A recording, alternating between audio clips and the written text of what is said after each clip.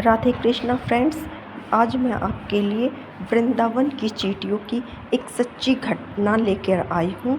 एक संत की। वे एक बार वृंदावन गए, वहाँ कुछ दिन घूमे फिरे, दर्शन किए। जब वापस लौटने का मन किया तो सोचा भगवान को भोग लगाकर प्रसाद लेता चलूँ। संत ने रामदाने के कुछ लड्डू खरीदे, मंदिर गए, प्रसाद चढ़ाया और आश्रम में आकर सो गए। सुबह ट्रेन पकड़नी थी। अगले दिन ट्रेन से चले। सुबह वृंदावन से चली ट्रेन को मुगलसराय स्टेशन तक आने में शाम हो गई। संत ने सोचा अभी पटना तक जाने में 3-4 घंटे और लगेंगे। भूख लग रही है। मुगलसराय में ट्रेन आधे घंटे रुकती है। चलो हाथ पैर धोकर संध्या वंदन करके कुछ पा लिया जाए। संत ने हाथ पैर धोया और लड्डू खाने के लिए डिब्बा खोला। उन्होंने देखा लड्डू में चींटे लगे हुए थे। उन्होंने चींटों को हटाकर 1-2 लड्डू खा लिए। बाकी बचे लड्डू प्रसाद बांट दूंगा ये सोचकर छोड़ दिए। पर कहते हैं न, संत हृदय नवीन समान। बेचारा को लड्डुओं से अधिक उन चींटियों की चिंता सताने लगी। सोचने लगे ये चींटे वृंदावन से इस मिठाई के डिब्बे में आ गए हैं। बेचारे इतने दूर तक ट्रेन में मुगलसराय तक आ गए। कितने भाग्यशाली थे, इनका जन्म वृंदावन में हुआ था।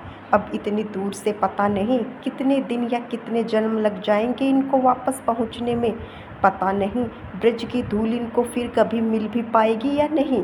मैंने कितना बड़ा पाप कर दिया, इनका वृंदावन छुड़वा दिया। मुझे वापस जाना होगा।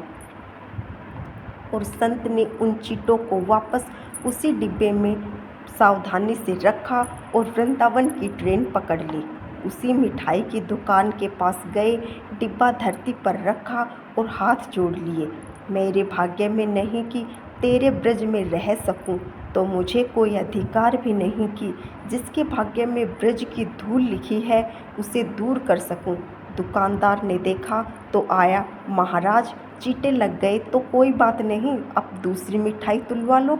संत ने कहा, भैया मिठाई में कोई कमी नहीं थी, इन हाथों से पाप होते होते रह गया, उसी का प्रायश्चित कर रहा हूँ। दुकानदार ने जब सारी बात जानी तो उस संत के पैरों के पास बैठ गया, भावुक हो गया। इधर दुकानदार रो रहा था, उधर संत की आंखें गीली हो रही थी। बात भाव की है, बात उस निर्मल मन की है, बात ब्रज की है, बात मेरे वृंदावन की है, बात मेरे नटवर नागर और उनकी राधा रानी की है, बात मेरे कृष्ण की राजधानी की है। बुझो तो बहुत कुछ है, नहीं तो बस पागलपन है। बस एक कहानी।